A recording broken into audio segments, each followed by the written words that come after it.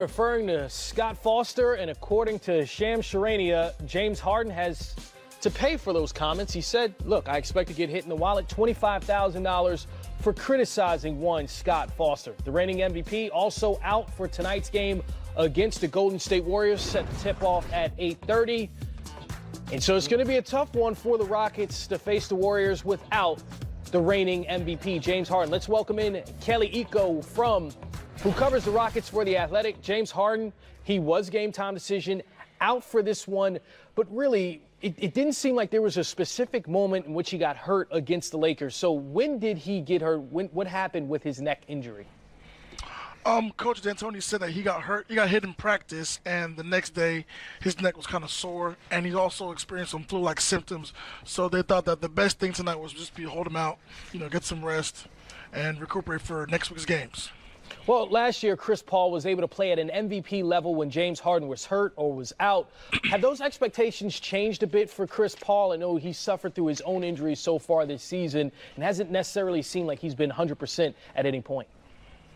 I think Chris would be the last guy that you would want to tell that he's, his game has kind of declined. And after coming back from the injuries, his game has started to pick up a bit. He's looking more like the player they saw last season and kind of the all-star guard that they need to stagger with James Harden and run the offense. And you're seeing as the games are heading towards the playoffs, he's looking more and more fresh, getting some spring under his legs and, shooting the ball much better than before.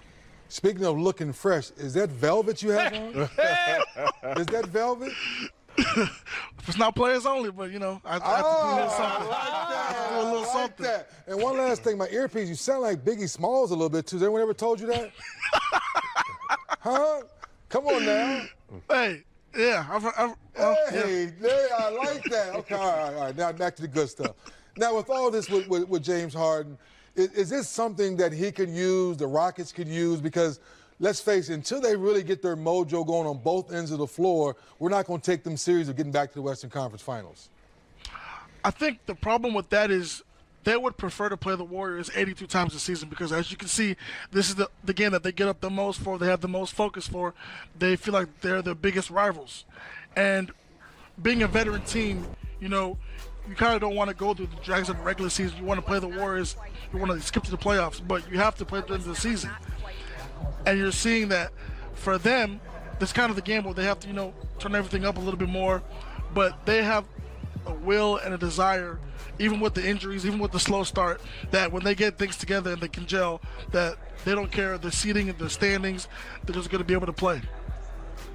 Caron Butler here. What are you looking forward to seeing from the Rockets in particular tonight without James Harden out there? Because I know point of emphasis, let's face it, to keep the streak going and keep it alive.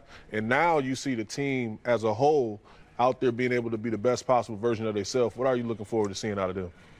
The defense.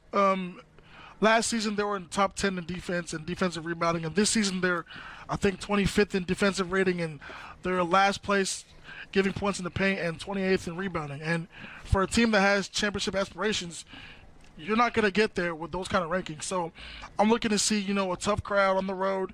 You came after an emotional loss. How do you bounce back? You're playing against the best team in basketball for the last couple of years. Now you're seeing a new dimension with DeMarcus Cousins. How do you handle that? Are you going to, step to the challenge even without James Harden, or are you going to fold and run? So I'm looking for that.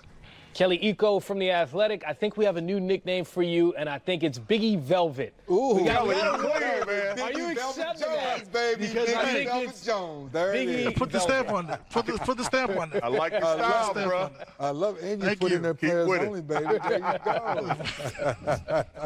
Thank you for your Gotcha. time, man. Appreciate it. Appreciate you, Appreciate man. it. Good stuff. Appreciate it. Okay, so much happening with the Rockets right now, but James Harden being out for tonight's game against the Warriors, I think it's a good litmus test to see where Chris Paul is. We know what he's been for his career, but we haven't really seen what his capabilities to the fullest extent this season because James Harden has been on this run, because Chris Paul has been hurt. Yeah, the game is still the same. They're doing a lot of pick and rolls and having Capella back. Tough juice, he's going to roll to the basket. It's guys like right there. It's Eric Gordon. You know, is he more animated tonight? What I mean by that, Chris, is like, is he looking for more shots? Are they running more offense for him? Does he get more opportunity to run the pick and roll knowing that there's no James Harden tonight? So that's why I agree with Kelly. Defensively, I want to see, do they still lock down? And you still have Chris Paul on the floor, so the ball still will be in someone's hands that knows how to facilitate.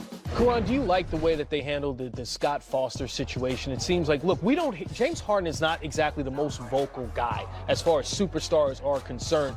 So to hear him voice his opinion on that, take the fine for his team and his teammates, and Chris Paul also got a tech that he felt he didn't deserve in the net game.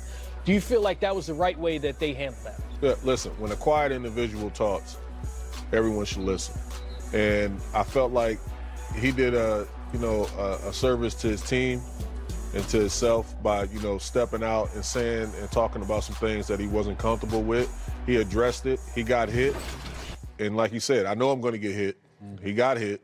It was coming. It was warranted. But at the same time, it may have been a lot of truth to what he was saying. And I think it's something that has to be addressed and just, reviewed and looked at. But most of all, I love collectively how the two leaders of that ball team, one being the president of the NBA Players Association and Chris Paul, they both got texts in that moment. So you best believe it's going to be some momentum behind what was said and what was addressed.